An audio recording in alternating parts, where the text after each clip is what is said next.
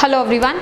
तो आज हम लोग जो है हमारा इलेक्ट्रोकेमिस्ट्री का जो चैप्टर है उसके लास्ट टॉपिक पे चलते हैं and that topic is basically conductance. देखिए काफ़ी इंपॉर्टेंट है ये टॉपिक भी इलेक्ट्रोकेमिस्ट्री में और ये काफ़ी सिंपल है, मतलब compare to electrolytic cell and electrochemical से काफ़ी सिंपल सा चीज़ है। चलिए हम इसके बारे में ज़रा थोड़ा सा डिस्कशन कर लेते हैं। अगर मैं ब्रॉडली आप लोगों को बताऊं तो बेटा हमारे पास कंडक्टर्स होते हैं, right. Conductors we know are the one which conduct electricity. अब कंडक्टर्स कैसे होते हैं? अभी तक आज से पहले जब तक हमने इलेक्ट्रोकेमिस्ट्री स्टडी नहीं किया था हम लोगों के लिए कंडक्टर्स बेसिकली क्या थे? मेटल्स कंडक्ट इलेक्ट्रिसिटी, है ना। हम बोलते हैं मेटल्स कंडक्ट इलेक्ट्रिसिटी, तो they are conductors. But sometimes जब हमने केमिकल बॉन्डिंग पढ़ा था, आयनिक कंपाउंड्स की हम लोग बात कर रहे थे लोअर क्लासेस में, तो हम लोग ज़रूर ये बोलते हैं कि ionic compounds when dissolved in water can conduct electricity because they produces ions, है ना। तो अब ये दो चीज़ें हो गई मेरे पास, क्या एक metal which are conducting electricity और दूसरा a solution which is conducting electricity, a solution of NaCl or solution of any ionic compound which is conducting electricity, a metal which is conducting electricity। ये दो conductors हैं, ये दो तरीके के conductors हैं आपके पास। ये दोनों कंडक्टर्स में डिफरेंस क्या है ये आज हम लोग स्टडी करेंगे। हमारे पास एक तरीके का कंडक्टर्स होते हैं जिसको हम लोग बोलते हैं बेटा मेटालिक कंडक्टर्स। मेटालिक कंडक्टर्स या फिर मैं बोलूँ we call them as electronic conductors.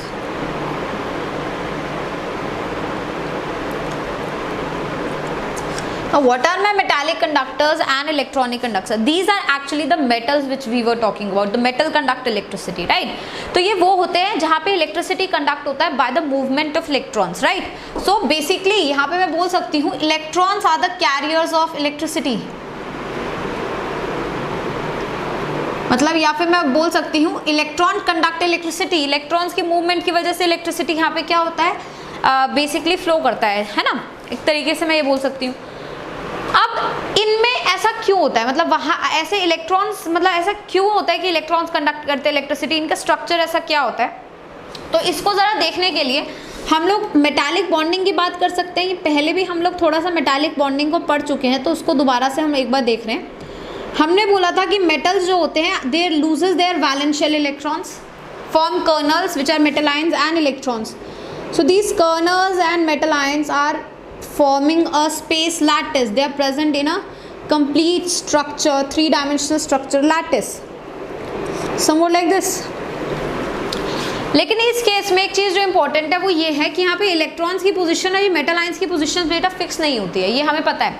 तो एक तरीके से बोल सकते हो electrons are flowing in the sea of metal ions.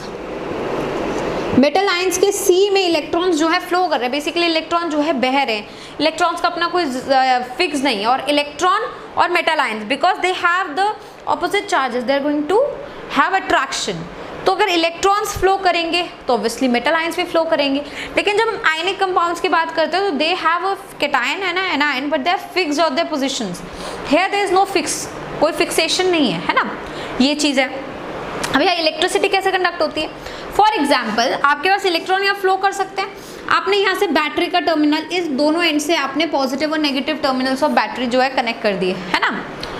Let's say यहाँ negative terminal of battery connect किया या positive terminal of battery connect किया, तो बैटरी क्या करेगा, एक इलेक्ट्रॉन डालेगा, अपनी तरफ से एक इलेक्ट्रॉन देगा। तो एक इलेक्ट्रॉन इस वायर के थ्रू इस मेटल में क्या हुआ, घुसा। अब ये इलेक्ट्रॉन जो है इस दूसरे इलेक्ट्रॉन को क्या मारेगा, धक्का मारेगा। तो ये दूसरा इलेक्ट्रॉन को बेसिकली एक तरीके से धक्का मारने का मतलब क्या होगा, इलेक्ट्रॉन को रिपेल करेगा। तो ये इलेक्ट्रॉन जब इस वाले इलेक्ट्रॉन से रिपेल होगा तो थोड़ा सा इधर खिसकेगा और इस वाले इलेक्ट्रॉन के पास आ जाएगा, फिर ये इधर, एंड इस तरीके से मूवमेंट होगी, है ना। सो यहाँ से अगर एक इलेक्ट्रॉन एंटर कर रहा है तो वो एक इलेक्ट्रॉन पहले वाले इलेक्ट्रॉन को पुश कर रहा है, वो उस वाला इलेक्ट्रॉन जब है वो थोड़ा सा दूर जाता है और नेक्स्ट वाले इलेक्ट्रॉन को पुश करने लगता है, फिर वो और दूर चला जाता है। और इस वे से एक एक इलेक्ट्रॉन करके आप एक तरीके से बोल सकते हैं कि इलेक्ट्रिसिटी जो है आपकी कंडक्ट होगी। इलेक्ट्रॉन्स अगर आपके लेफ्ट से राइट मूव कर रहे हैं then your metal ions will be moving from right to left, है ना। और जो भी मेटल आयंस जो है या फिर पॉजिटिव चार्ज का जो भी डायरेक्शन होता है उसी डायरेक्शन में आपकी इलेक्ट्रिसिटी जो होती है फ्लो होती है। तो that is the what is the mechanism of flow of electricity in metallic conductors. तो मेटालिक कंडक्टर्स जैसे मेटल्स जो होते हैं वो इलेक्ट्रिसिटी कंडक्ट करते हैं via electrons. Electrons are the carrier of electricity there, और जो मूवमेंट, जिस डायरेक्शन में इलेक्ट्रॉन का मूवमेंट हो रहा है उसके ऑपोजिट डायरेक्शन में आपका इलेक्ट्रिसिटी जो है वो फ्लो करता है। और जो मेटल्स होते हैं उसके अंदर इलेक्ट्रॉन्स और मेटल आयंस का पोजीशन फिक्स नहीं होता है। ये हमें थोड़ी सी चीज़ें याद रखनी है, ठीक है। ये हमारा सबसे इंपॉर्टेंट पॉइंट हो गया कि electrons are the carrier of electricity here. अच्छा, ये फर्स्ट पॉइंट अगर मैं मान लूँ, अब second point of which is very important कि इनकी इलेक्ट्रिसिटी एक्चुअली किस सारी चीज़ों पे डिपेंड करेगी, क्योंकि ऑब्वियसली यहाँ पर इलेक्ट्रॉन्स इन्वॉल्व हैं। और इलेक्ट्रॉन्स कौन से इन्वॉल्व है बेटा? These are electrons of the valence shell of the metals, है ना। Metals will going to lose their valence shell electron. तो ये कहीं ना कहीं ये इलेक्ट्रिसिटी बेटा, या फिर मैं बोलूँ कंडक्टेंस, इस चीज़ पे भी डिपेंड करेगी कि वैलेंस शेल के इलेक्ट्रॉन्स कितने हैं पर एटम, है ना। तो एक तरीके से मैं बोल सकती हूँ कि मेटालिक कंडक्टेंस डिपेंड अपॉन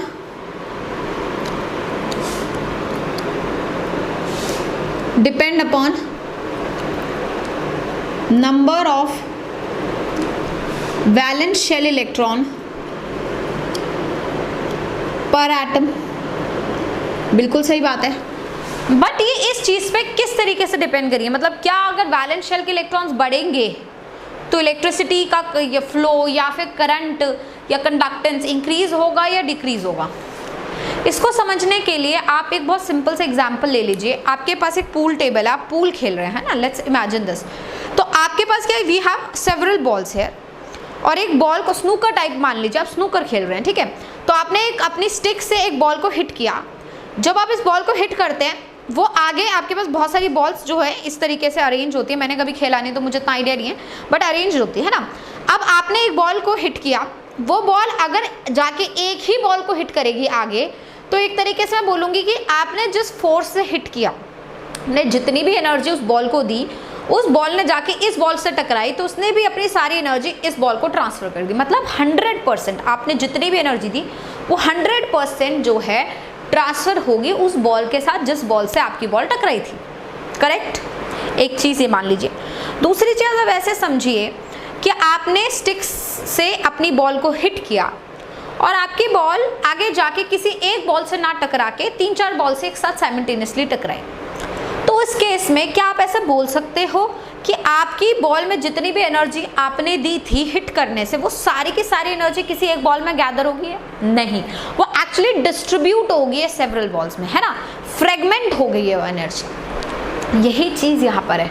जैसे मैंने आपको मैकेनिज्म समझाया, एक इलेक्ट्रॉन यहाँ आता है, वो इलेक्ट्रॉन इस वाले इलेक्ट्रॉन को पुश करता है तो अपनी सारी एनर्जी इस इलेक्ट्रॉन को दे देता है, और वो इलेक्ट्रॉन जो है आगे नेक्स्ट वाले इलेक्ट्रॉन को पूरी एनर्जी ट्रांसफर करता है और इलेक्ट्रॉन का मूवमेंट शुरू हो जाता है। तो अगर मेरा एक मेटल आयन जो है उसके एक से ज़्यादा इलेक्ट्रॉन्स प्रेजेंट होंगे तो वहाँ पे भी फ्रैगमेंटेशन ऑफ एनर्जी हो जाएगा। मतलब जो इलेक्ट्रॉन बैटरी से आ रहा है वो पूरी कंप्लीट एनर्जी अपने एक इलेक्ट्रॉन को ना ट्रांसफर करके सब में उसकी एनर्जी बच जाएगी।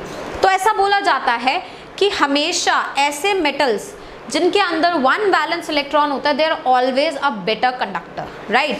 तो इस तरीके से मैं बोल सकती हूँ ऑफ कोर्स कि मेटालिक कंडक्टेंस डिपेंड करता है कि नंबर ऑफ इलेक्ट्रॉन्स पर एटम कितने हैं हमारे पास। बात क्लियर हुई? चलिए, और कौन से फैक्टर्स है जिस पे मेटालिक कंडक्टेंस डिपेंड कर सकता है? Of course metallic conductance depend करेगा, विल डिपेंड अपॉन टेम्परेचर। वो टेम्परेचर पे क्या करता है? डिपेंड करता है। ये काफ़ी इंपॉर्टेंट चीज़ है कि मेटालिक कंडक्टेंस टेम्परेचर पे किस तरीके से जो है डिपेंड करता है। ऐसा देखा जाता है बेटा, अगर टेम्परेचर आप इंक्रीज करेंगे तो मेटालिक कंडक्टेंस डिक्रीज करेगी।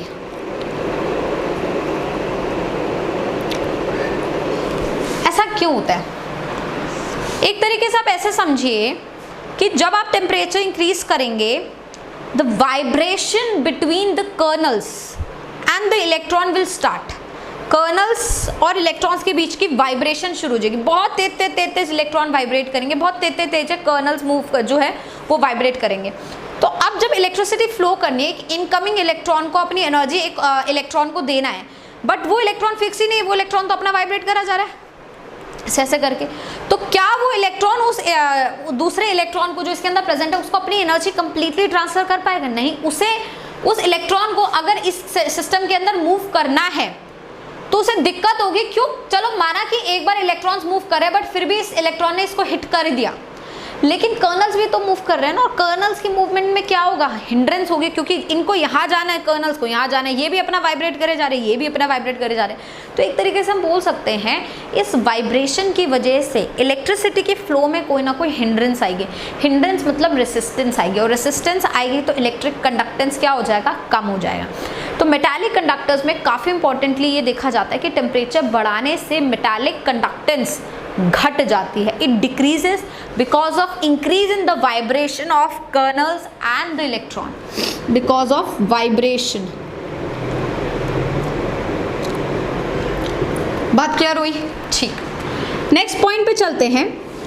एक चीज और जो काफी इंपॉर्टेंट है वो ये है कि मेटालिक कंडक्टर में जब भी इलेक्ट्रिसिटी फ्लो होता है उसमें मेटल या जो भी आप ले रहे हैं, सब्सटेंस ले रहे हैं, उसका डीकम्पोजिशन नहीं होता है ना भाई। इलेक्ट्रिसिटी एक एनर्जी बस ट्रांसफर हो रही है, कुछ ऐसा तो नहीं कि मेटल कुछ से कुछ बन गया, उसका डीकम्पोजिशन हो गया, उसका नेचर बदल गया, ऐसा कुछ नहीं होता है ना। तो यहाँ ना कुछ टूटता है ना कुछ बनता है, इसलिए मैं यहाँ बोल सकती हूँ कि in metallic conductance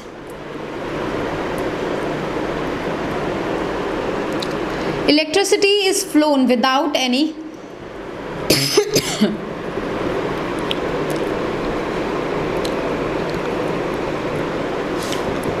any decomposition of substance।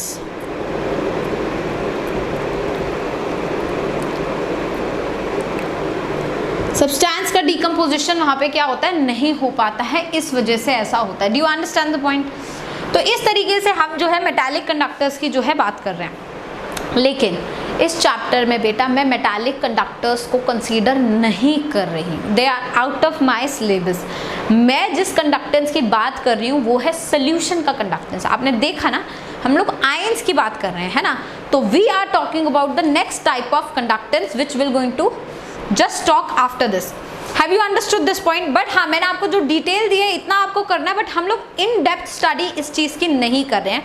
हम जो कंडक्टेंस पढ़ रहे हैं जो काफ़ी इंपॉर्टेंट है वो है हमारा इलेक्ट्रोलाइटिक कंडक्टेंस।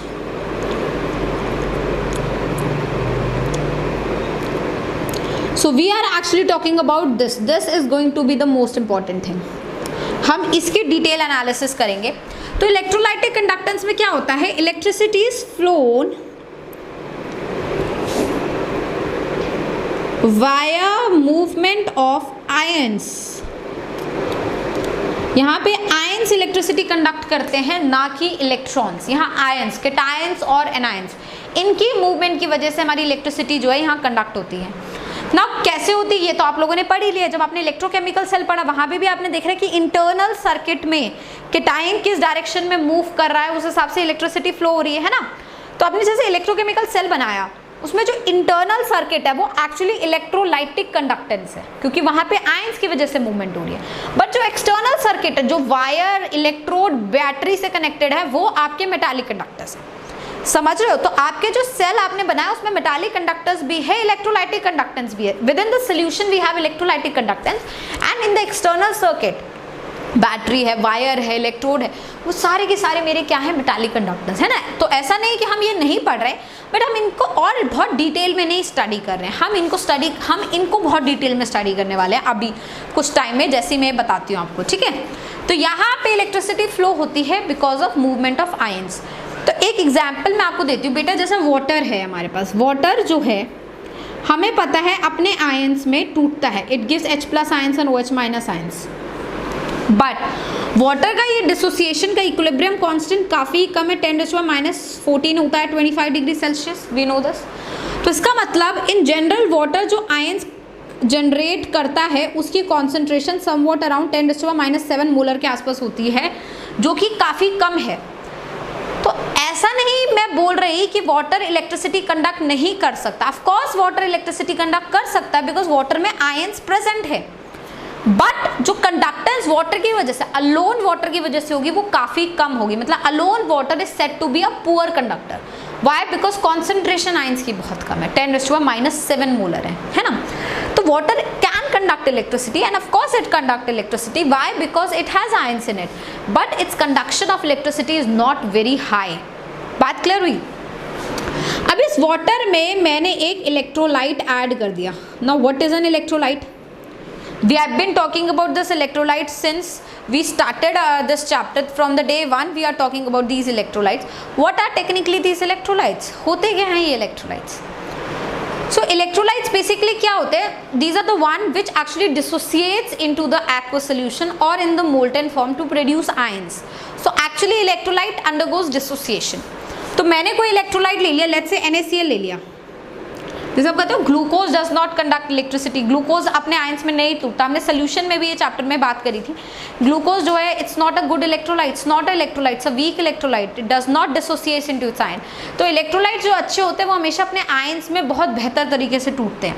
तो NaCl एक आयनिक कंपाउंड है, ऑफ कोर्स अपने आयंस में टूटेगा, बट सॉलिड स्टेट में नहीं. सॉलिड स्टेट में उसके आयंस उसकी पोजिशन पे फिक्स्ड है. पर जैसे आप NaCl को पानी में डालोगे वो तुरंत अपने आयंस में टूट के Na+ आयंस एक्वस दे देगा और Cl- आयंस एक्वस दे देगा.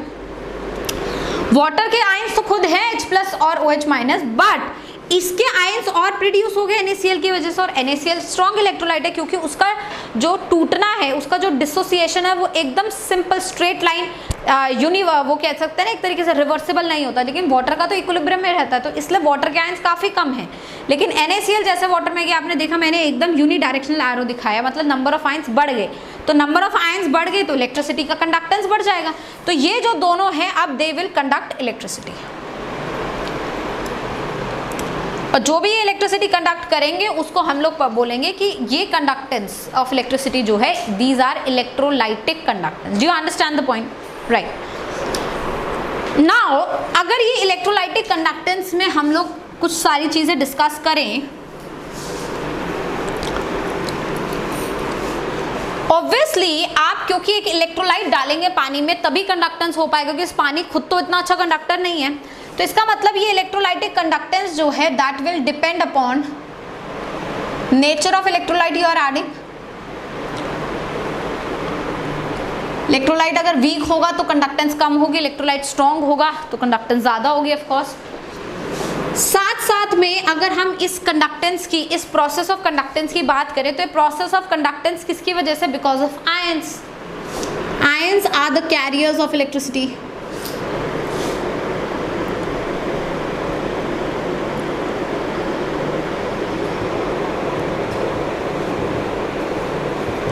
Ions are the carriers of electricity. Now what next? इसके अलावा और क्या होता है? साथ में यहाँ जो इम्पोर्टेंट चीज़ देखी गई है वो ये है कि जब हम टेम्परेचर इंक्रीज करते हैं कंडक्टेंस बढ़ जाता है,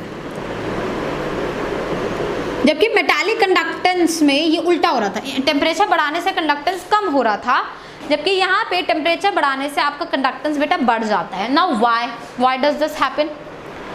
एक्चुअली यहाँ इसलिए होता है क्योंकि यहाँ पे आयंस को इलेक्ट्रिसिटी कंडक्ट करना है, और जब आप टेम्परेचर बढ़ाओगे तो आयंस की काइनेटिक एनर्जी बढ़ जाएगी. तो आयंस की अगर काइनेटिक एनर्जी बढ़ेगी तो वो तेज भागेंगे तो ज़्यादा इलेक्ट्रिसिटी कंडक्ट करेंगे, है ना.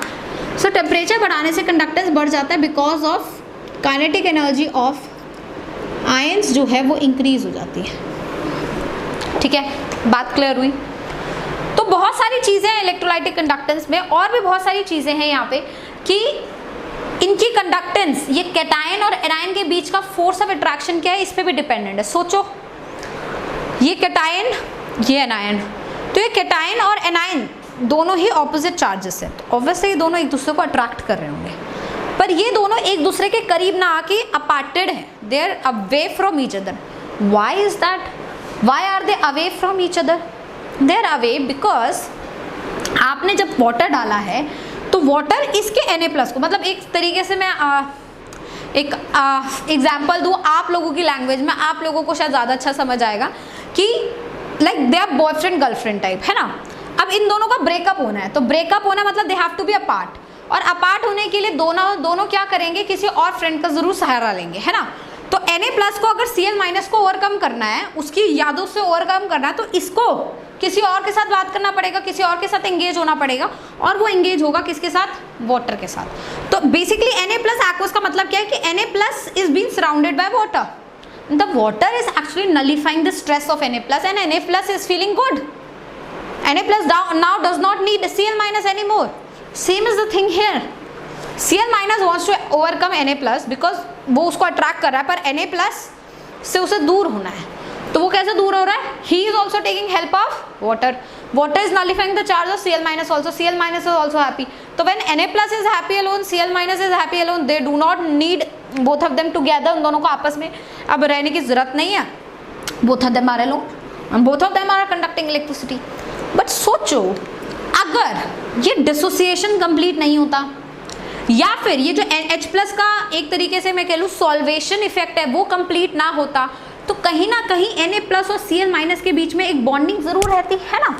इस बॉन्डिंग की वजह से अब ये Na प्लस Cl माइनस को पकड़ के रख रहा है. Cl माइनस जा रहा है इलेक्ट्रिसिटी कंडक्ट करने, पर इसके साथ Na प्लस का एक एग्रीगेशन हो गया तो वहाँ पे कंडक्टेंस का इफेक्ट पड़ेगा, कंडक्टेंस कम हो जाएगी.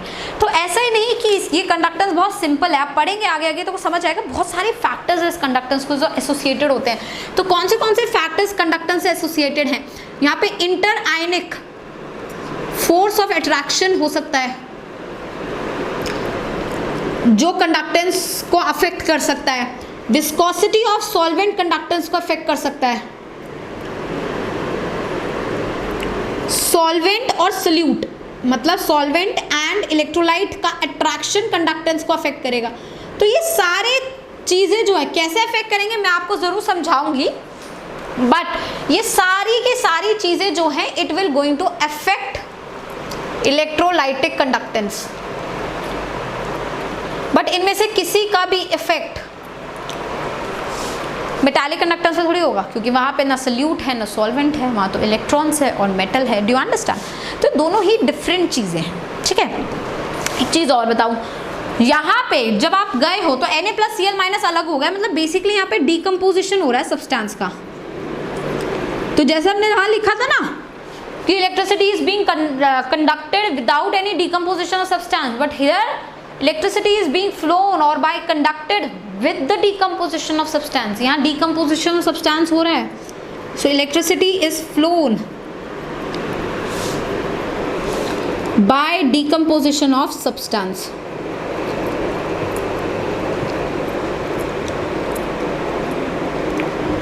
क्लियर होगी बात? यहाँ तक बात समझ आ गई? चलिए, तो आपने डिफरेंस समझ लिया दो तरीके के कंडक्टर्स के बीच में, जो अभी तक आप सारे सेल्स में जो है दोनों तरीके के कंडक्टर्स देख रहे थे. अब हम लोग डिटेल स्टडी करते हैं towards electrolytic conductance. But before I actually talk about electrolytic conductance, let's talk about some basic definitions first. कुछ बेसिक डेफिनेशंस की हम लोग बात करते हैं.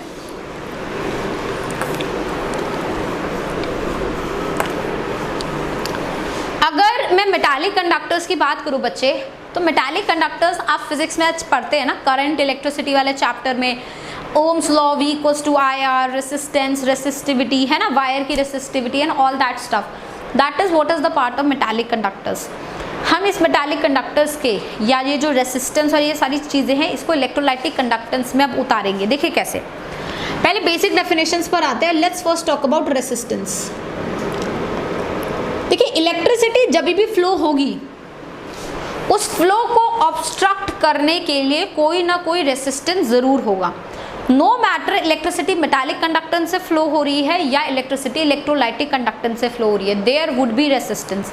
Resistance is like obstruction to the flow of current, है ना. करंट फ्लो करने में जो ऑब्स्ट्रक्शन आएगा दैट इज रेसिस्टेंस. तो ये सारी चीज़ें जो आप फिजिक्स में पढ़ते थे, रेसिस्टेंस, रेसिस्टिविटी, ये सब इलेक्ट्रोलाइटिक कंडक्टेंस में भी होगा, बट जो उन्हें कॉज कर रहा है वो चीज़ डिफरेंट होगी, है ना. तो रेसिस्टेंस होता क्या है वो तो आप लोगों को पता ही है, obstruction to the flow of current.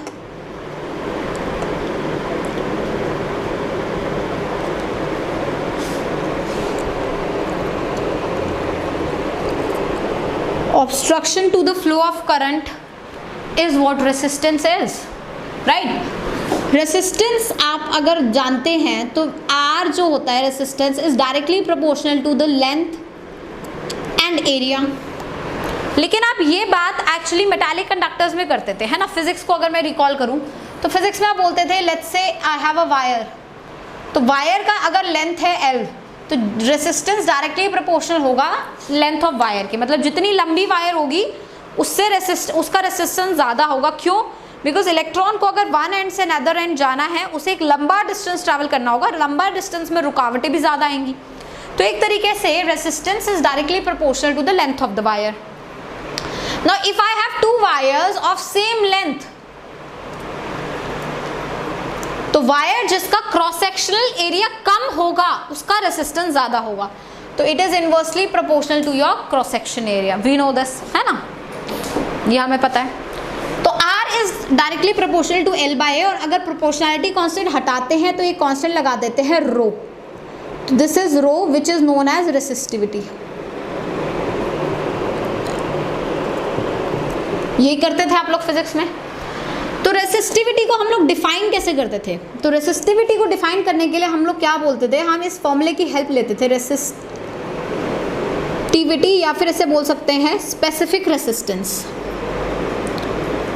Specific resistance भी इसे बोला जा सकता है, विच इज रो।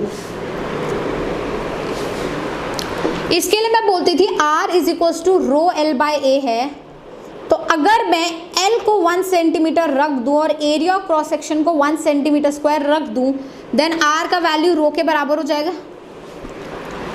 तो अगर मुझे स्पेसिफिक रेसिस्टेंस या रेसिस्टिविटी को डिफाइन करना है तो मैं बोलूंगी it is defined as resistance, it is defined as resistance of a system of length 1 centimeter and area of cross section 1 centimeter square। अब यही बात करते थे ना बेटा। अब मैं आपको कुछ दूसरी चीज समझाती हूँ। मैं अभी भी रेसिस्टेंस और रेसिस्टिविटी ही लेके चलूंगी, मैं इनके यही फॉर्मूलाज लेके चलूंगी, बट थोड़ा सा मॉडिफिकेशन के साथ। Now what is that modification? ध्यान से सुनिए। आपके लिए L होता था length of the conductor, physics में length of the wire, length of the conductor. A होता था area of cross section of the conductor. मेरे लिए L होगा लेंथ ऑफ द इलेक्ट्रोड, या लेंथ या फिर बोलो आप डिस्टेंस बिटवीन द इलेक्ट्रोड, और A होगा area of cross section of electrode. That means what I am trying to say is, क्योंकि अब मेरा इलेक्ट्रिसिटी मैं जो कंडक्टेंस की बात कर रही हूँ वो कंडक्टेंस अब मेटालिक कंडक्टेंस नहीं है, ये वो कंडक्टेंस है जो सोल्यूशन में जो है चल रहा है। तो मेरे लिए लेंथ होगा distance between the to electrode, और ये वाला जो है ना, ये वाला ये length into this is what area. तो दिस इज द एरिया। तो एरिया होगा एरिया ऑफ इलेक्ट्रोड्स और लेंथ होगा सेपरेशन बिटवीन द इलेक्ट्रोड्स। तो बस मेरे लिए बाकी सारी चीजें सेम है, बट L और A का डेफिनेशन बदल जाएगा। तो मेरे लिए रेसिस्टेंस डायरेक्टली प्रोपोर्शनल होगा separation between the electrodes, inversely proportional होगा area of cross section of electrodes. Resistivity मेरी बराबर होगी रेसिस्टेंस ऑफ अ सोल्यूशन के जिसके बीच में separation of the electrodes 1 centimetre है और area of cross section of electrodes भी 1 सेंटीमीटर स्क्वायर है। Do you understand the point? मतलब सारी चीजें सेम है, बट L और A का डेफिनेशन हम लोगों ने जो है बदल दिया है। Do you understand? राइट, यहां तक बात क्लियर हो गई। नाउ सेकेंड चीज जो बहुत इंपॉर्टेंट है, ये आप अब पिक्चर अपने दिमाग में रखेंगे क्योंकि अदरवाइज आपको कंफ्यूजन होगा, तो आप इस चीज को दिमाग में रखिए। नेक्स्ट चीज, मैं मोस्टली इलेक्ट्रोलाइटिक कंडक्टेंस में रेसिस्टेंस की बजाय बात करना चाहूंगी कंडक्टेंस की, और ये मुझे पता है जितना ज्यादा ऑब्स्ट्रक्शन होगा उतना कंडक्टेंस कम होगा। तो conductance is defined by G and that is nothing but the reciprocal of resistance, right? Similarly, one more thing that I will introduce is specific conductance that would be represented by kappa, also known as conductivity, and this would be defined as reciprocal of resistivity। समझ रहे हो? मतलब अब मैं instead of talking about the problem, I will be talking about the solution। I'm sorry, my problem to the flow of current is resistance I will not be talking about the problem, I will be talking about the solution. Even if this problem is existing, what is the solution, what is the conductance? So more is the problem, lesser is the conductance. So same is the thing here. So instead of talking about resistance, we will be talking about conductance. Instead of talking about resistivity, we will be talking about conductivity. Is that clear till now? Right. अब जरा दोनों को relate करते हैं. कैसे भाई, R जो है वो रो L बाय A है. L है सेपरेशन बिटवीन द इलेक्ट्रोड्स और A है area of cross section of electrode. अब यहाँ से 1/R जो हो जाएगा वो 1/रो इंटू A बाय L हो जाएगा. 1/R को लिख सकते हैं G और 1/रो को लिख सकते हैं kappa into A by L. इससे मुझे मिला kappa is equals to G into L by A. Right. Now again see this. How will I define conductance और how will I define conductivity? तो कंडक्टिविटी को डिफाइन कैसे करूंगी मैं? Conductivity is defined as conductance of a solution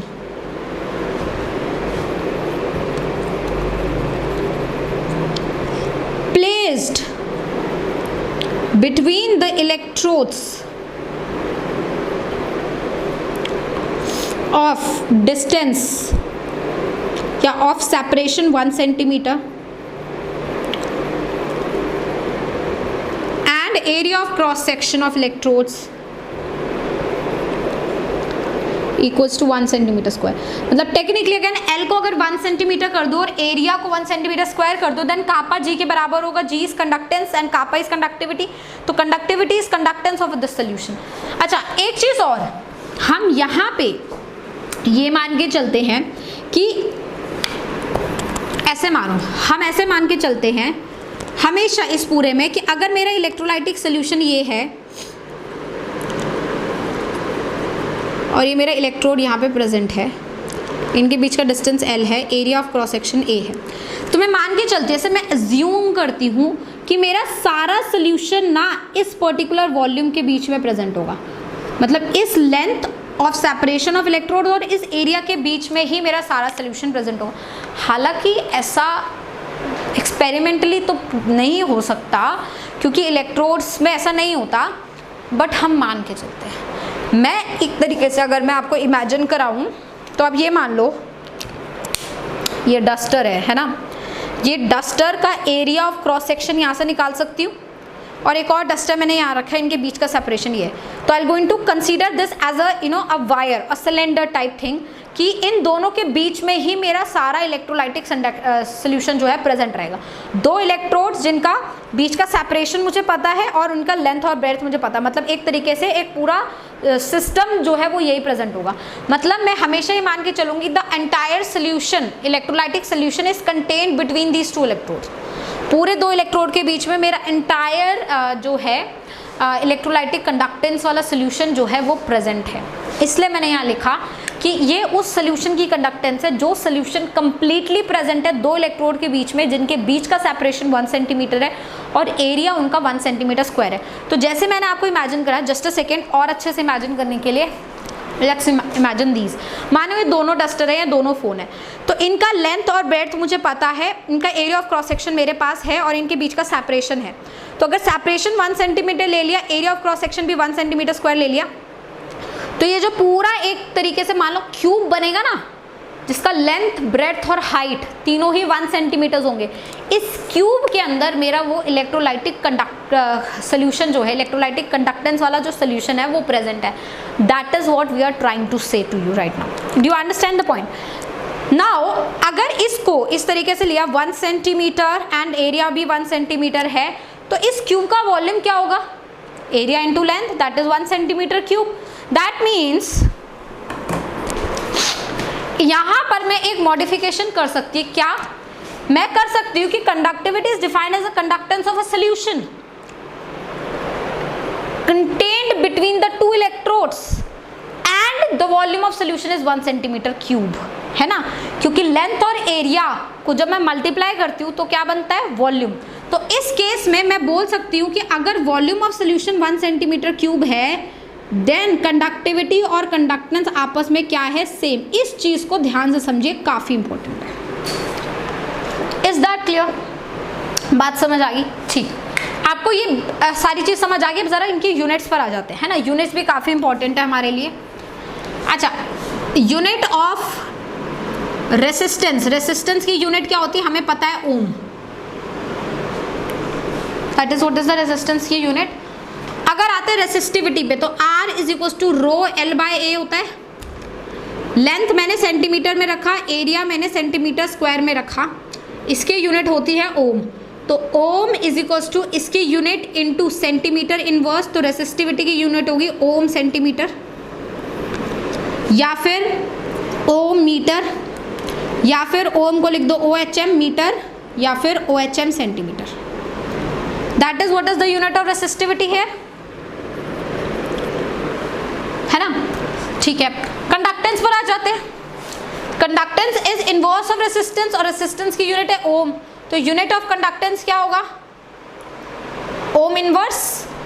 ohm inverse को बेटा या तो MHO भी लिख सकते हैं, मतलब ओम का उल्टा मोहो, या फिर ओम इनवर्स को आप S भी लिख सकते हो, और S का मतलब होता है साइमन।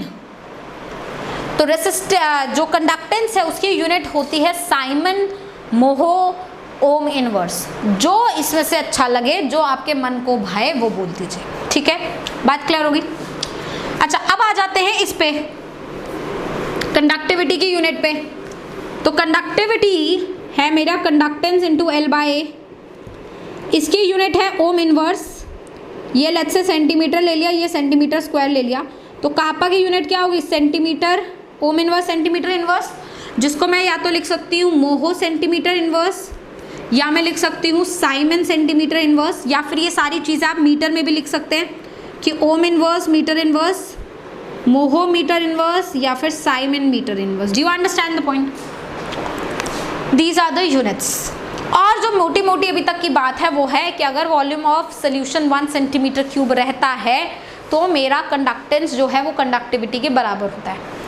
ठीक, यहाँ तक आप लोगों को चीज़ें समझ आ गई। अच्छा बेटा, एक चीज़ और बताओ, अगर मैं इस तरीके से लिखूं कि conductivity is nothing but conductance per unit volume, तो क्या गलत है? बिल्कुल भी नहीं। तो ये भी याद रखेंगे, ये स्टेटमेंट भी, कि conductivity is nothing but conductance per unit volume.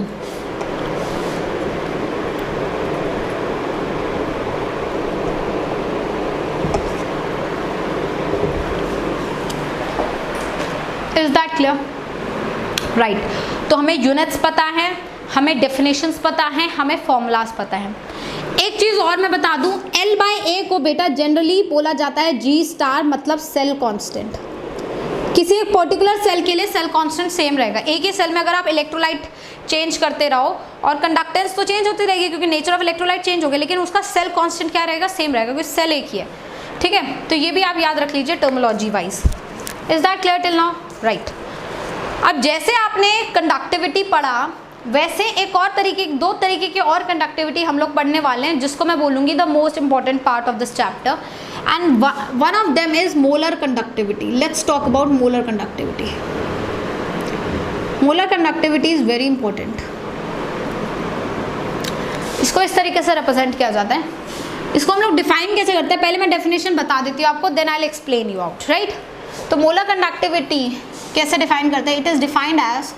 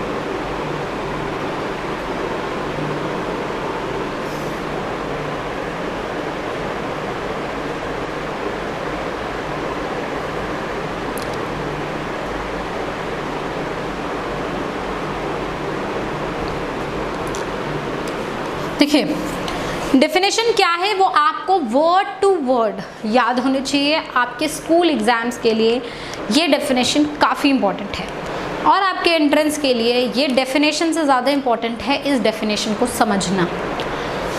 तो अगर हम लोग बात करें मोलर कंडक्टिविटी की बेटा, तो मोलर कंडक्टिविटी को मैं एक तरीके से बोल सकती हूँ कि मैंने डिफाइन किया है उस सोल्यूशन की कंडक्टिविटी या फिर उस सोल्यूशन का कंडक्टेंस जिस सोल्यूशन में 1 मोल ऑफ इलेक्ट्रोलाइट को मैंने डिसॉल्व किया है 20 सेंटीमीटर क्यूब वॉल्यूम में, और उस एंटायर सोल्यूशन को मैंने इस तरीके से प्लेस किया है कि वो मेरा पूरा सोल्यूशन जो है electrodes of distance 1 centimetre, area of cross section 1 centimetre square के बीच में पूरा कंटेन हो जाए। That is what I was trying to make you understand this thing. इस पर क्या क्या चीज़ें हैं ज़रा सोचिए। कापा आपको अगर मैं बोलूं ये क्या होता है, कापा होता है सॉल्यूशन की कंडक्टिविटी या फिर एक तरीके से अगर डिफाइन किया जाए उस सॉल्यूशन का कंडक्टेंस जिस सॉल्यूशन का एंटायर वॉल्यूम जो है वो 1 सेंटीमीटर क्यूब है। दूसरी भाषा में ये होता है कंडक्टेंस पर यूनिट वॉल्यूम। मतलब कापा कंडक्टेंस है जब वॉल्यूम 1 सेंटीमीटर क्यूब हो, बट अभी आपका सोल्यूशन का वॉल्यूम क्या है 20 सेंटीमीटर क्यूब, तो कंडक्टेंस क्या होगा कापा इंटू वी, और यही कंडक्टेंस अब मेरा क्या होगा मोलर कंडक्टिविटी। बस फर्क इतना है कि इस 20 सेंटीमीटर क्यूब वाले सोल्यूशन के अंदर 1 मोल ऑफ इलेक्ट्रोलाइट भी प्रेजेंट है। समझे बात को, बात क्लियर हुई। अब एक चीज इंपॉर्टेंट है भैया, मोलारिटी को हम लोग डिफाइन करते हैं number of moles of electrolyte present पर लीटर, है ना। तो लेट्स से मैं वॉल्यूम को ml में रख रही हूँ, मतलब सेंटीमीटर क्यूब में रख रही हूँ, तो मैं ऊपर क्या कर देती हूँ 1000 से मल्टीप्लाई कर देती हूँ। इस केस में number of moles of electrolyte तो 1 मोल है, डेफिनेशन नहीं बोल दिया, तो मोलारिटी आपकी होगी 1000 बाय वॉल्यूम, जिसको मैं सेंटीमीटर क्यूब में रख रही हूँ। तो वॉल्यूम का वैल्यू आया 1000 बाय मोलारिटी, बोली हाँ या ना, बट इसका यूनिट आया centimetre cube. Is that clear? Now if I put it here my kappa will become this into 1000 by molarity, right? Now if I talk about the units, since volume मैंने centimetre cube में ली है तो मेरी कापा किस में होगा centimetres में ही होना चाहिए। तो कापा को मैंने रखा एक तरीके से आप बोल दीजिए साइमन सेंटीमीटर इनवर्स। मोलारिटी की यूनिट क्या होगी moles per centimetre cube of course, क्योंकि हमने वॉल्यूम को सेंटीमीटर क्यूब में रखा है, मोल्स पर सेंटीमीटर क्यूब। तो इसकी यूनिट क्या हुई, इसकी यूनिट हुई मोल्स, एक तरीके से देखा जाए सॉरी इसकी यूनिट हुई साइमन सेंटीमीटर स्क्वायर पर मोल इनवर्स। बोलिए हाँ या ना, यही यूनिट हुई ना इसकी। तो ये हो गया कापा इंटू 1000 बाय मोलारिटी, और कापा की यूनिट है साइमन सेंटीमीटर इनवर्स और इसकी यूनिट है हमारी मोल्स पर सेंटीमीटर क्यूब। तो मतलब मेरा फॉर्मूला बना मोलर कंडक्टिविटी का इस कंडक्टिविटी इंटू 1000 बाय मोलारिटी। ये फॉर्मूला ही वैसे बेसिकली आपको याद करना होता है, जो मोस्ट इम्पॉर्टेंट है।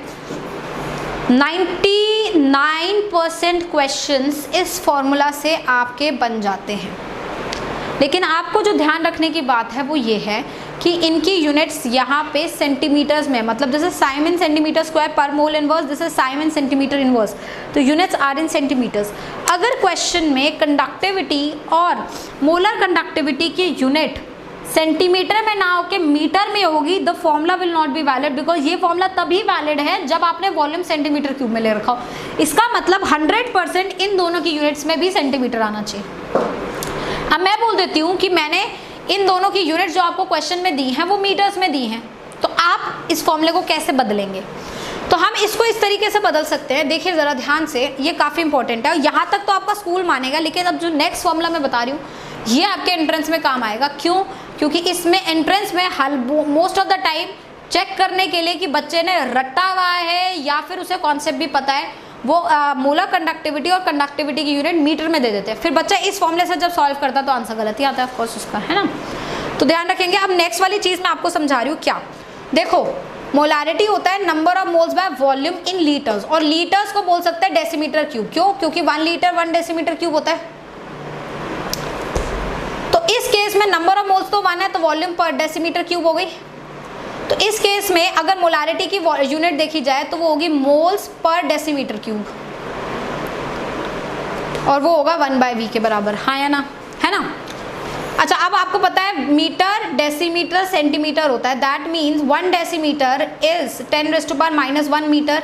That means 1 decimetre cube is 10⁻³ metre cube. But you need decimetre, मतलब पर क्यूब है ना, तो डेसीमीटर का -3 हो जाएगा 10⁻³ पर मीटर क्यूब। तो अगर ये यूनिट यूज मैं करूं तो मेरा काम आसान हो जाएगा। कैसे? देखिए, ये वाला वैल्यू आपको नजर आ रहा है ना, ये वाला फैक्टर आपको जो है बेसिकली यहाँ पे जो है इस्तेमाल करना है। तो मैं यहाँ पे लिख सकती हूँ 1/v की जगह मोलारिटी जो है, मोलारिटी को अगर मुझे बनाना है इस, तो मैं लिख सकती हूँ इसे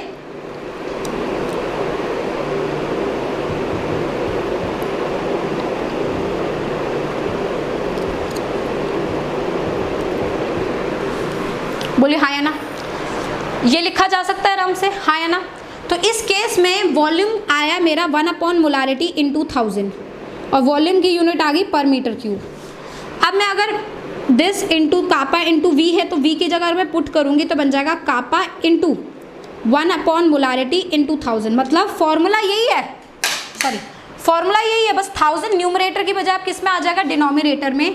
और इस केस में कापा की यूनिट होगी आपकी siemens per metre inverse, molar conductivity की यूनिट होगी siemens per metre square mole inverse, और मोलारिटी की यूनिट तो आपको पता ही है मोल्स पर मीटर क्यूब।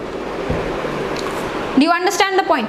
तो एक्चुअली में जो फॉर्मूला है वो है कापा इंटू वी वाला। क्यों? क्योंकि कापा है जब volume of solution 1 centimetre cube हो, बट आपका volume of solution 20 centimetre cube है, और इस 20 सेंटीमीटर क्यूब में 1 मोल ऑफ इलेक्ट्रोलाइट अगर प्रेजेंट है तो जो भी कंडक्टेंस होगा उसे मोलर कंडक्टिविटी बोलेंगे। तो फॉर्मूला बन गया ये। बोले बात क्लियर हुई? तो आपके पास 2 फॉर्मूलाज हैं, दीज एंड दिस, जिसमें बस 1000 का पोजीशन जो है चेंज है, बाकी रेस्ट आपकी एवरीथिंग क्या है, सेम है। तो जैसे आपने मोलर कंडक्टिविटी पढ़ा बेटा, वैसी एक और कंडक्टिविटी हमारे पास होती है जिसे हम बोलते हैं इक्विवेलेंट कंडक्टिविटी। देखिए चलिए वो क्या होती है। तो next is equivalent conductivity.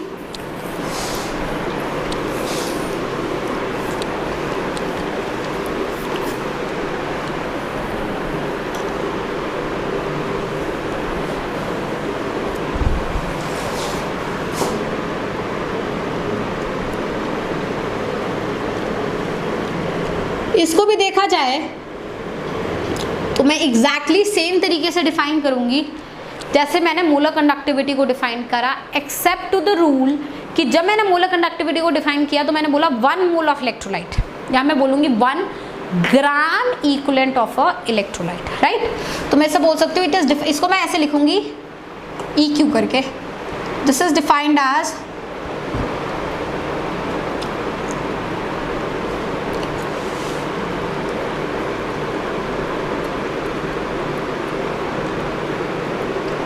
this is defined as conductance of a solution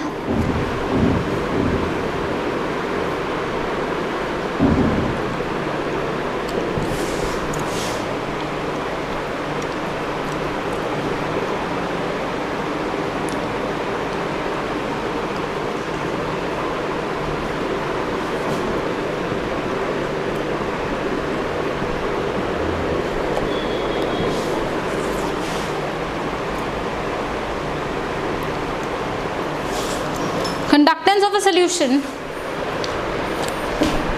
containing 1 gram electrolyte dissolved in 20 centimeter cube of a solution and placed between the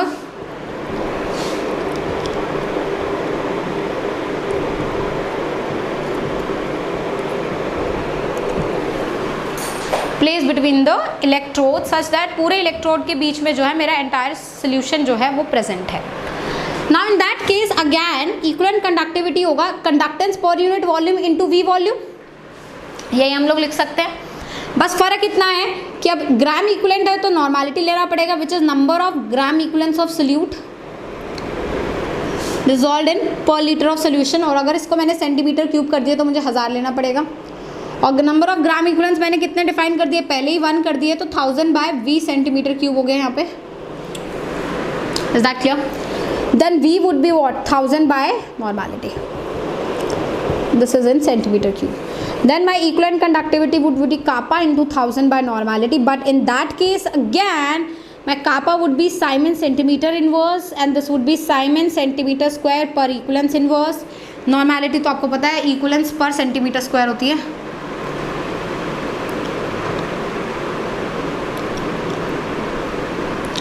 right और अगर आप इसको मीटर में लेंगे तो kappa into 1 by normality into 1000 हो जाएगा. In that case kappa would be siemens metre inverse, this would be siemens metre square per equivalents inverse and this would be equivalents per metre cube, equivalents per metre cube. Right तो दोनों formulas यहाँ पे क्या है? Valid है. Now एक चीज़ बताओ कि आपका इक्विवेलेंट कंडक्टिविटी है कापा इंटू 1000 बाय नॉर्मैलिटी और नॉर्मैलिटी को बच्चे लिख सकते हैं मोलारिटी इंटू एन फैक्टर, हाँ या ना?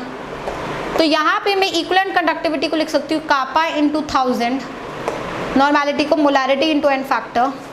सो I can write equivalent conductivity into N factor is kappa into 1000 by molarity which I can write as molar conductivity. तो मेरा रिलेशन आया मोलर कंडक्टिविटी होगी equivalent conductivity into N factor. काफ़ी important relationship है जिसको आप लोग क्या करेंगे? याद रखेंगे. Is that clear till now? बात क्लियर होगी? ठीक. तो ये हो गया हमारा इक्विवेलेंट कंडक्टेंस और हमने बात कर ली मोलर कंडक्टिविटी की. अब मेरे पास सारे टर्मिनोलॉजीज आ गई है. Conductance, conductivity, resistance, resistivity, molar conductivity, equivalent conductivity, सारी चीज़ें. अब हम लोग ये स्टडी करेंगे कि ये सारे जो भी पैरामीटर्स आपने कंडक्टेंस के पढ़े, कंडक्टिविटी के पढ़े, मोलर कंडक्टिविटी के पढ़े, इक्विवेलेंट कंडक्टिविटी के पढ़े, ये सारे फैक्टर्स डाइल्यूशन के साथ कैसे और किस तरीके से जो है वेरी करते हैं. राइट तो हेडिंग डालिए इफेक्ट ऑफ डाइल्यूशन.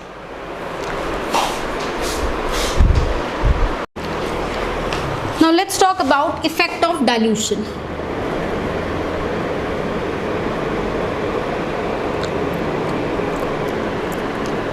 काफ़ी इम्पॉर्टेंट है ये वाला पार्ट जो है ना इफेक्ट ऑफ डाइल्यूशन, इसको काफ़ी ध्यान से समझना. डाइल्यूशन का इफेक्ट हम लोग स्टडी करेंगे conductance, conductivity, molar conductivity and equivalent conductivity में. ठीक है तो सबसे पहली बात हम लोग कंडक्टेंस की करते हैं. पहले आप ज़रा लिख लीजिए, फिर मैं आपको सारी चीज़ें समझाऊंगी, फिर हम लोग आते हैं कंडक्टिविटी पे. तो कंडक्टेंस पे बात करते हैं. On dilution conductance of solution increases.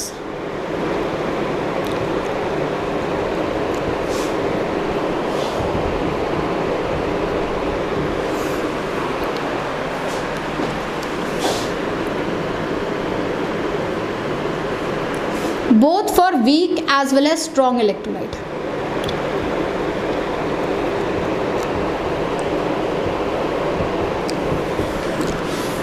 And why does this happen? This happens because on dilution number of ions increases.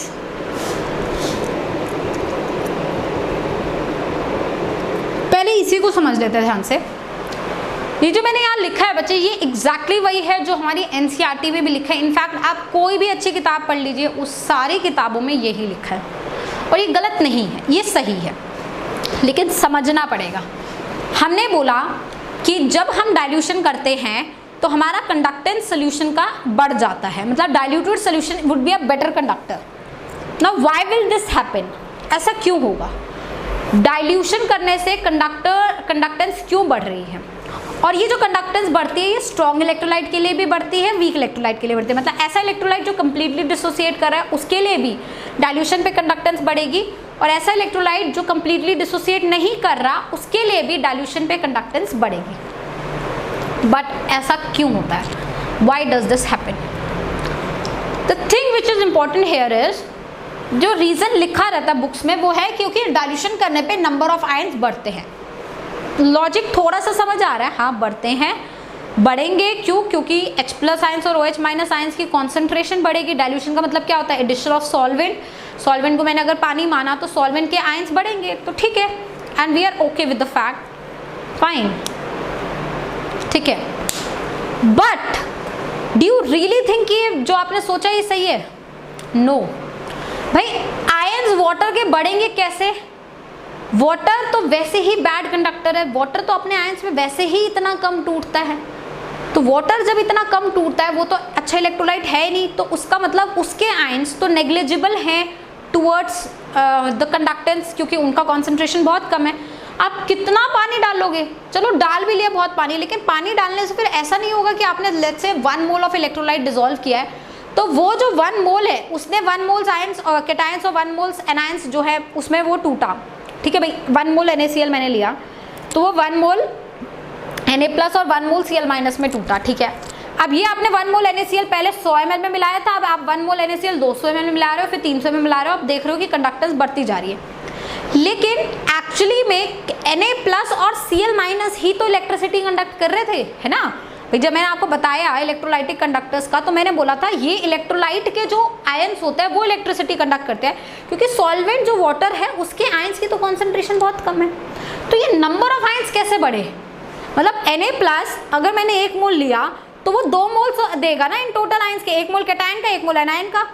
अगर मैं कोई और लूंगी वो उस हिसाब से देगा। मैं NaCl तो और नहीं डाल रही, अगर मैं NaCl और डालूंगी तो मेरे कैटायंस और एनायंस के मोल्स बढ़ेंगे, but in that case that would be concentrated solution, that is not dilution.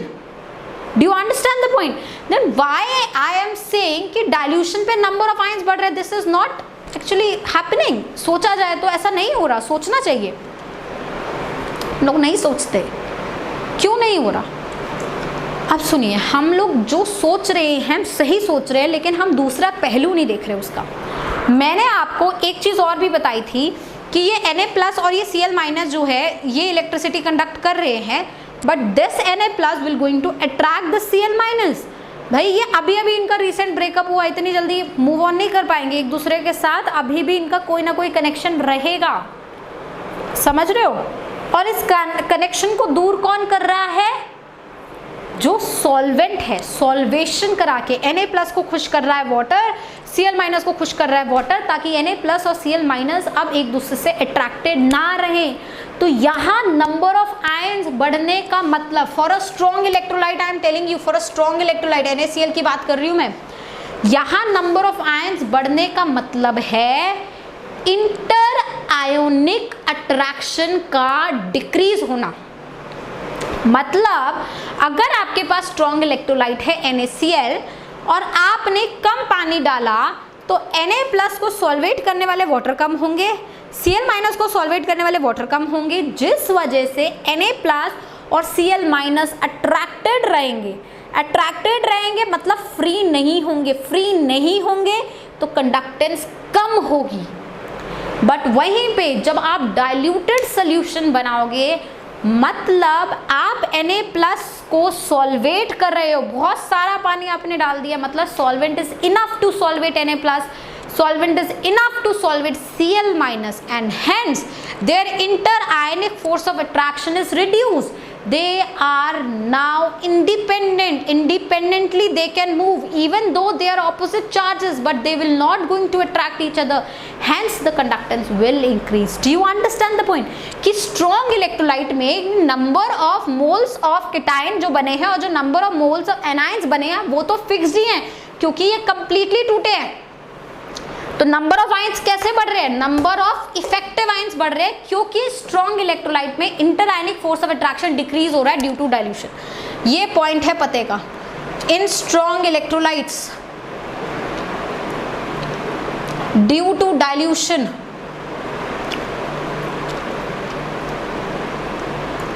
Inter ionic force of attraction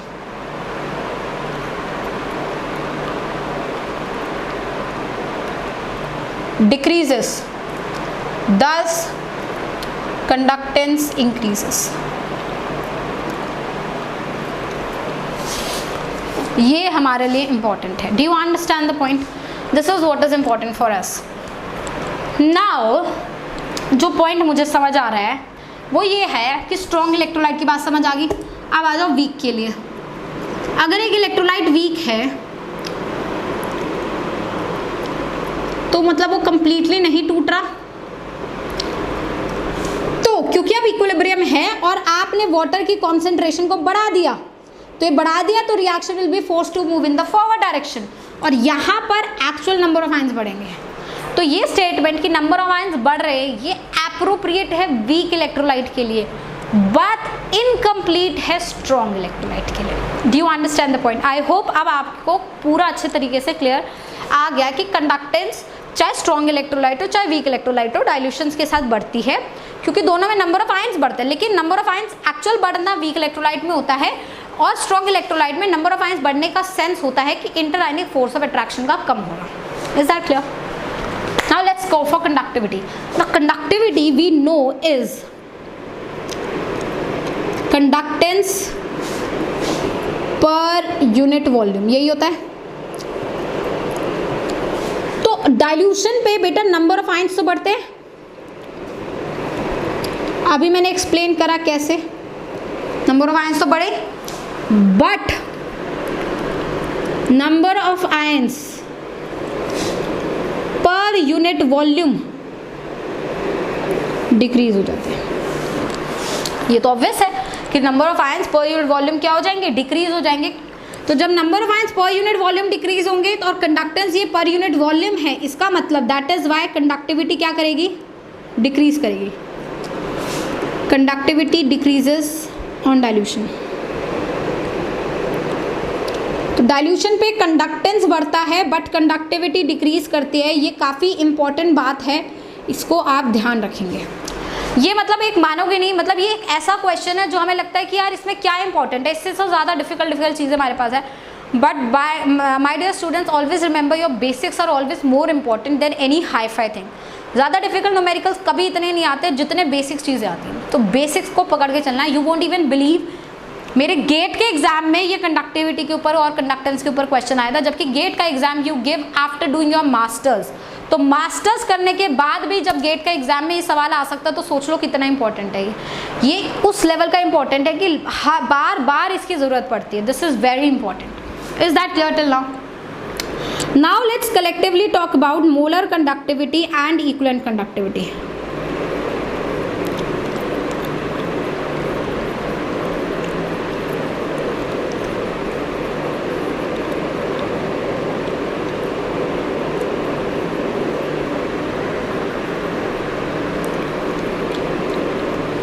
Now ये है क्या? मोलर कंडक्टिविटी और इक्विवेलेंट कंडक्टिविटी है, कापा इनटू वॉल्यूम होता है। तो कापा तो डिक्रीज हो रहा है और वॉल्यूम इंक्रीज हो रहा है डाइल्यूशन पे, तो मतलब इनके ऊपर कंबाइंड इफेक्ट पड़ेगा कि इसका डिक्रीज डोमिनेंट अगर होगा तो ये molar conductivity equivalent conductivity decrease हो जाएगी, और अगर इसका वॉल्यूम इंक्रीज होना इंपॉर्टेंट फैक्टर होगा तो वो बढ़ जाएगी। Do you understand the point? तो यही चीज़ मुझे याद रखनी है। ऐसा देखा जाता है increase in volume is dominant over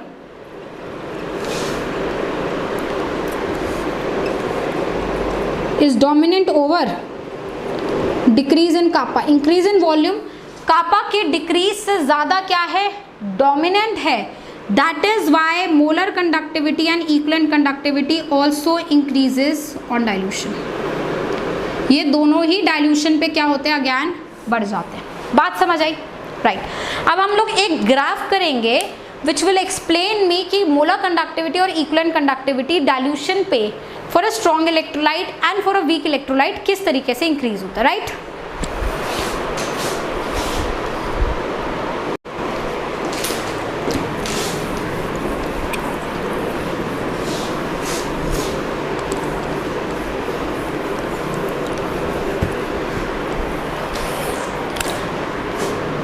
Let's draw a graph between molar conductivity or equivalent conductivity with under root of concentration, right?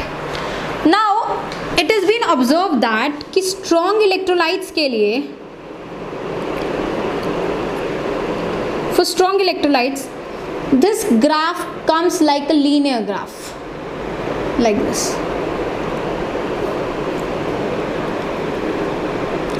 क्योंकि स्ट्रॉन्ग इलेक्ट्रोलाइट्स के लिए मोलर कंडक्टिविटी को आप डिफाइन कर सकते हो, molar conductivity at infinite dilution मतलब A root C, and इस इक्वेशन को बोला जाता है Debye Hückel Onsager equation.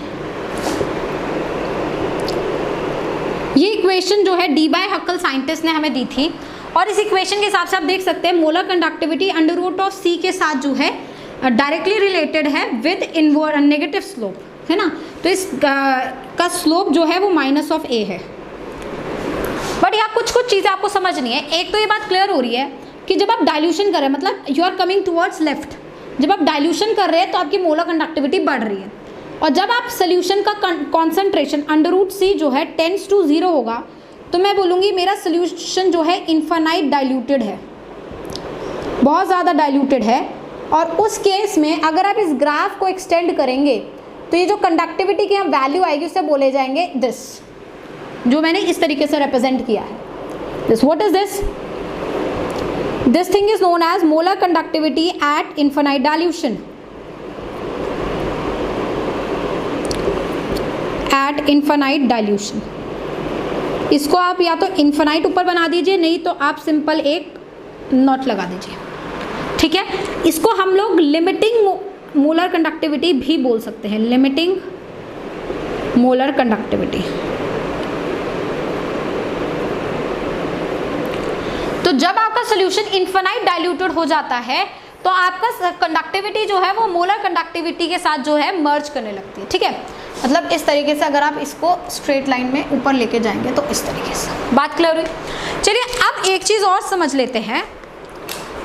ऐसा देखा जाता है जब हाईली कॉन्सेंट्रेशन की तरफ सोल्यूशन जा रहा होता है तो ये सोल्यूशन थोड़ा सा जो है ना हमारा डिविएट करने लगता है, इस तरीके से मेरे पॉइंट्स यहाँ आने लगते हैं। इंस्टेड ऑफ लीनियरिटी सोल्यूशन थोड़ा डिविएट करता है। इस डिविएशन का reason, deviation on higher concentration is because of interionic force of attraction. Interionic force dominate करेंगे जब आपका सोल्यूशन हाईली कॉन्सेंट्रेटेड होगा, तो इंटरआयनिक फोर्स ऑफ अट्रैक्शन की वजह से हमारा जो ग्राफ है वो लिनियरिटी की तरफ नहीं जाता, उससे डिविएट कर। बट लोअर कॉन्सेंट्रेशन में जो है ग्राफ काफ़ी लीनियर है। यहाँ तक क्लियर हुई बात? अब इसी ग्राफ को अगर वीक इलेक्ट्रोलाइट्स के लिए यूज़ किया जाए, this is for strong electrolyte.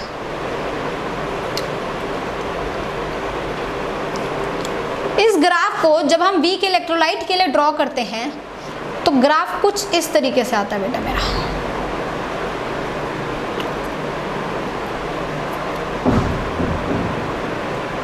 Like this.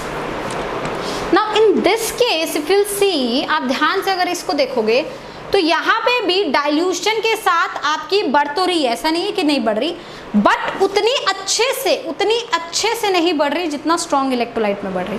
Strong electrolyte में थोड़ा सा भी डाइल्यूशन करोगे काफ़ी शार्प आपको इंक्रीज नजर आएगा, जबकि यहाँ पर आप थोड़ा सा डाइल्यूशन करोगे उतना नहीं नजर आएगा, बट यहाँ पर जरा से भी डाइल्यूशन में काफ़ी ज़्यादा नजर आएगा, ठीक है। तो ये थोड़ा सा उनके ग्राफ के बीच में जो है इतना लीनियरली डाइल्यूशन का मोलर कंडक्टिविटी के साथ रिलेशन नहीं आता फॉर वीक इलेक्ट्रोलाइट।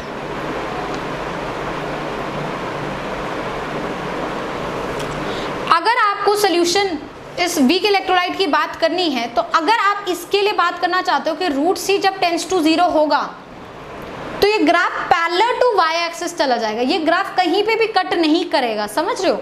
मतलब इस ग्राफ के लिए molar conductivity at infinite dilution निकालना जो है इस ग्राफ से इम्पॉसिबल है, impossible to calculate using graph, क्योंकि ये ग्राफ में जो मोलर कंडक्टिविटी है वो कभी भी वाई एक्सिस को बच्चे मेरे कट नहीं करेगी, समझ रहे हो।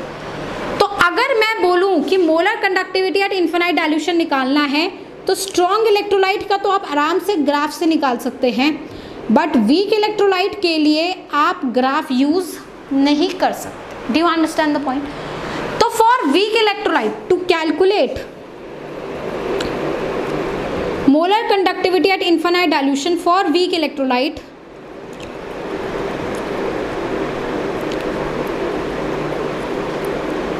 कोरोलॉश लॉ हम लोग यूज करते हैं, कोरोलॉश लॉ इज यूज। ये भी काफ़ी इंपॉर्टेंट लॉ है जो आपको समझना है। कोरोलॉश लॉ हम यूज़ करते हैं फॉर वीक इलेक्ट्रोलाइट अगर हमें कैलकुलेट करना है molar conductivity at infinite dilution and molar conductivity मतलब limiting molar conductivity for weak electrolyte. अब ज़रा देखते हैं ये कोरोलॉश लॉ क्या है बच्चे।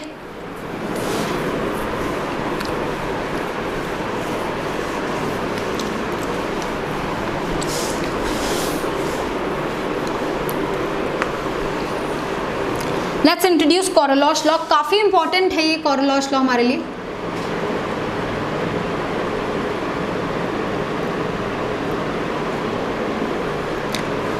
देखिए कोरोलॉस लॉ को अगर मैं एक एग्जाम्पल के साथ समझाऊंगी तो आप बहुत अच्छे से समझ पाएंगे। कोरोलॉस लॉ ये कहता है कि हर आयन लिमिटिंग मोलर कंडक्टिविटी के लिए स्पेसिफिक कंट्रीब्यूशन रखता है।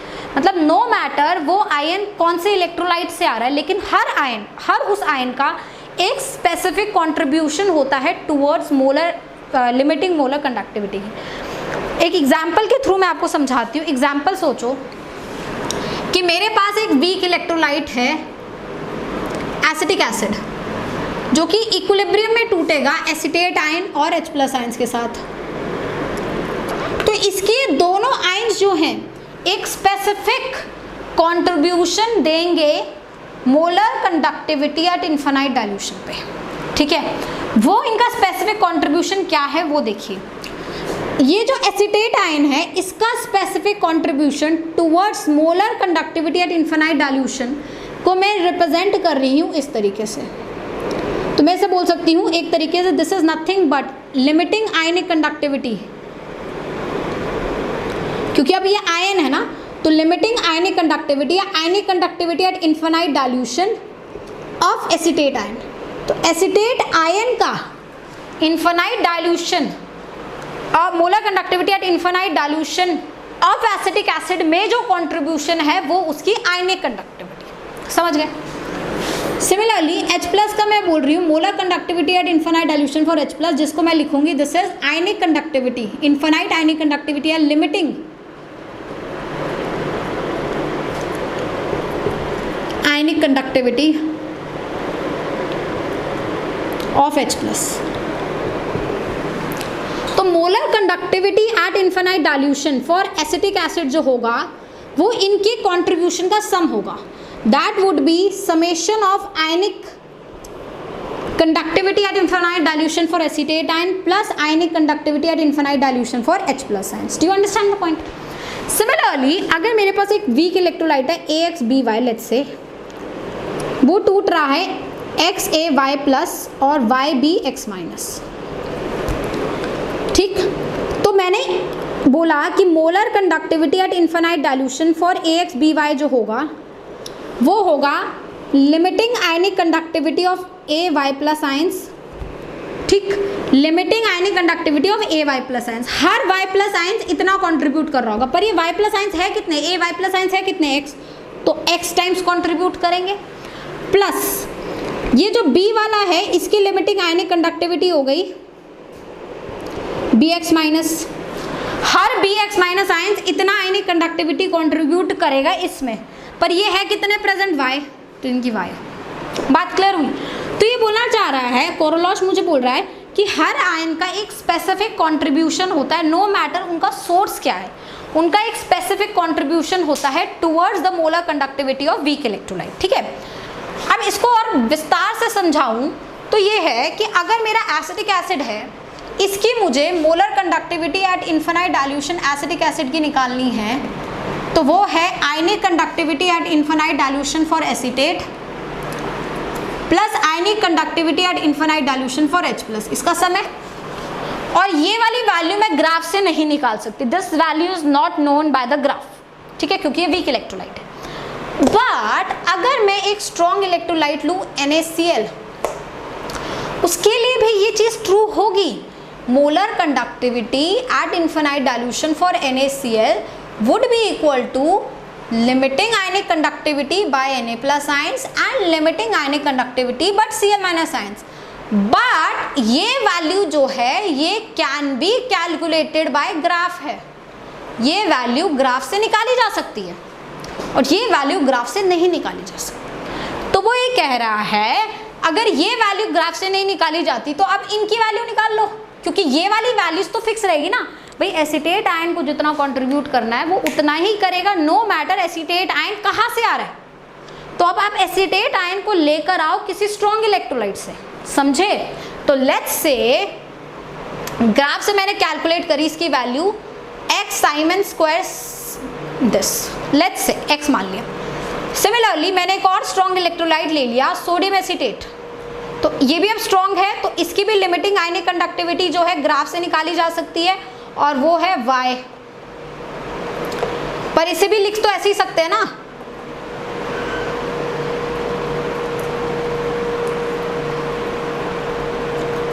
ऐसे लिख सकते हैं, है ना।